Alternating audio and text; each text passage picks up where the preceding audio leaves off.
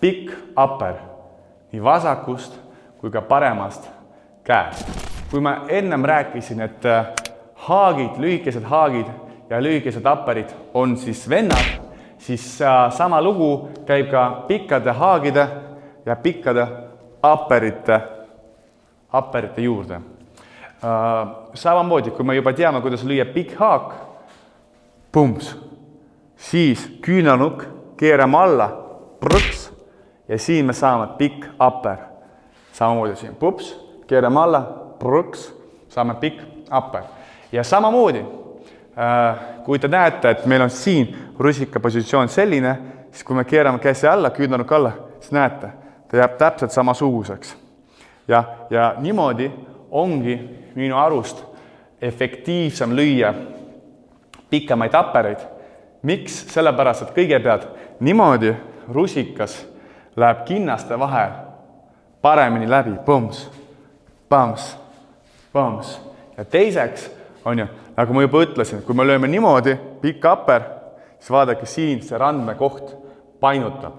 Siis me võime saada haiget või vastupidi, me ei tee lööki piisavalt tugevaks. Ehk siis inglise keeles on siis selle uppercuti nimi siis niisugune bolo punch. Ja ma ei ole ausalt ütledes huvitunud selle vastu, et uurida, kust see nimi tuleb. Aga üldse ma tahaksin ütelda, et ühed ja samad asjad boksimaailmas võivad kanda erinevaid nimetusi. See on täiesti normaalne. Ja erinevad treenerid võivad nimetada asju oma nimedega, kuid nagu mõtlevad ühte sama asja. Seepärast olge nagu tähelepanelikud, et võib-olla te tulete kuhugi boksitrenni ja siis teiega räägitakse natuke teises keeles, et ärge ehmuge ära, võib-olla see treener mõtleb sama asja, mida te olete juba kuskil kuulanud, aga natuke teise terminoloogiaga. Mina nimetan neid lööke nagu pikad upperid, lühikesed upperid, pikad haagid ja lühikesed haagid. Kõik ongi nagu selge. Ja siis samamoodi, et kui ma olen näiteks võitlusasendis, ma tahan alustada oma rünnakut pikka upperiga, siis tulebki siit, ta läheb alla ja ette, üles liigub samamoodi, pumps, pumps. Ja samamoodi see näiteks rünnak võib jätkada ka pikka upperiga paremast käest. Tõš, samamoodi. Et rusika positsioon ja küünanukk, vaadake, ta ei lenda nagu välja. Tüüpiline viga ka, et paljud ei kasuta piisavalt oma õlge ja siis nad löövadki niimoodi, niukseid lööke. Jälle, löök ei ole siis lõplik ja need küünanukki nad alati reedavad välja, et mis lööki me tahame teha. Isegi otsalöögid. Otsalöögide põhiprobleem on see, et kui alguses sportlane tõstab küünanukki ja siis lööb edasi. See hetk, kui ta tõstab seda küünanukki siia, kohe on aru saada, et pärast tuleb otsalöök.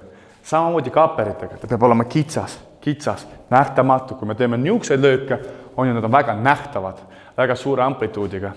Ja samamoodi, et ärme tee viga, sest tüüpiline viga on panna käsi alla ja siis ülesse.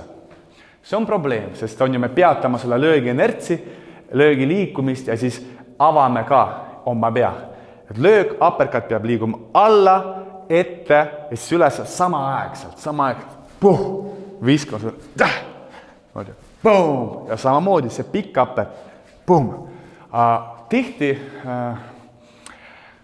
boksijatel on selline soov teha pikka upperi läbi selle põige, sest nad on harjunud teha niisugune lühike põige, kui nad teevad lühikest upperit ja siis nad arvavad, et see asi toimib samamoodi, kui nad teevad pikka upperit. Aga see asi ei ole õige, sest see hetk, kui te olete kesk- või kaugdistantsil, kui ruumi on piisavalt palju, et näha teie löögi nagu starti, siis kui me teeme veel põikamine, siis me reedame kohe välja vastasele, mida me hakkame tegema. Ja seepärast mingisuguseid põikamisi nii pikkade haagide puhul kui ka pikkade upperite puhul ei tohi olla. Näiteks, me alustame siis et siin ongi meil vaja siis nagu rohkem keskenduda meie jalatööle ja siis tõugetele õlaga ja pööramisele õlgadega. Ehk siis vaadake, kui ma teen näiteks jab, siis samamoodi ilma mingisugust ettevalmistust ma pean suutma tegema ka big upper või big haak. Näiteks ma teen jab, päh. Nüüd täpselt siit samamoodi ma teen hop, haak, pums. Või siis ma teen upper, pum, pum. Ja kui ma teen niimoodi nähtamatult need 3 lööki ära, kas või vastu kaitset, siis minu vastane, ta peab juba mõtlema, okei, mis ma nüüd hakkan tegema. Kas nüüd ma hakkan tegema jabi või ma hakkan tegema haaki või ma hakkan tegema big upperi. Ja kõik see paneb minu vastase pähe juba kahtlust. Et mul on mitu varianti, kuidas alustada oma rünnakut ja kõik need variandid on ootamatud ja nähtamatud. Aga kui ma oskan jabi teha, aga iga kord, kui ma tahan teha haak, ma lähen külje peale, et pärast teha see niisugune haak või siis ma lähen külje peale, et teha upper, siis samamoodi me vastupidi reedame oma lööke välja. Ja seepärast, et me peame need löögid õigesti selgeks saama kõigepealt. Ja muidugi me peame ka aru saama, et on olemas nii lühikesed löögid kui ka pikad löögid. Et lühike haak, lühike upper ja pikk haak, pikk upper. Ja need on vajalikud selle jaoks, et efektiivselt töötada erinevatel distantsidel, ehk siis lähidistantsil, keskdistantsil ja kaugdistantsil.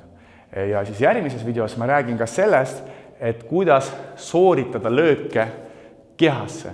Kõik löögid kehasse, kuidas me neid teeme, sest see on ka väga-väga oluline asi ja seal paljud inimesed tihti teevad niisuguseid vigu, mis võib-olla katkestavad nende motivatsiooni üldse neid kehalööke teha. Mina olin siis Georgi Abalõmov ja siis varsti näeme jälle.